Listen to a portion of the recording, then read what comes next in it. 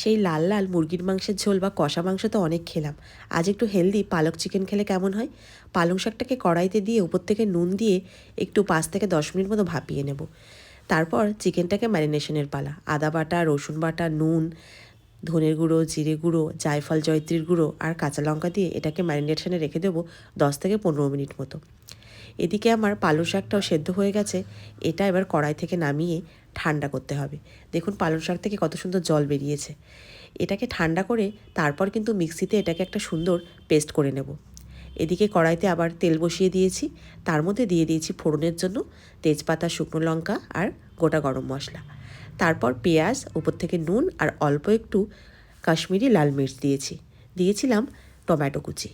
এই সবগুলো একটু ভাজা হয়ে গেলেই ম্যারিনেট করে রাখা চিকেনটা এর মধ্যে দিয়ে দেবো। দিয়ে 5 থেকে 6 মিনিট মতো নাড়াবো। তারপর চিকেন থেকে জল বেরোতে শুরু করলে আরও 5 থেকে 6 মিনিট নাড়িয়ে সেই যে পালং শাকের যে পেস্টটা বানালাম বা পিওরি, সেটা দিয়ে দেবো এই চিকেনের মধ্যে। এই পর্যায়ে নুনটা একবার টেস্ট করব। ব্যাস, একটু কষা হয়ে গেলে আবার একটু জল দিয়ে দেবো এর মধ্যে। জল দিয়ে 10 থেকে 15 মিনিট মতো একটু মিডিয়াম ফায়ারে ফোটালেই রেডি হয়ে যাবে আমাদের পালক চিকেন। ওপর থেকে গরম মশলা আর বাটারটা দিতে কিন্তু ভুলবেন না। এটা হচ্ছে এই চিকেন রেসিপিটার মেন জিনিস আর কি, বাটার। যাই হোক, খেতে খুব সুস্বাদু হয়।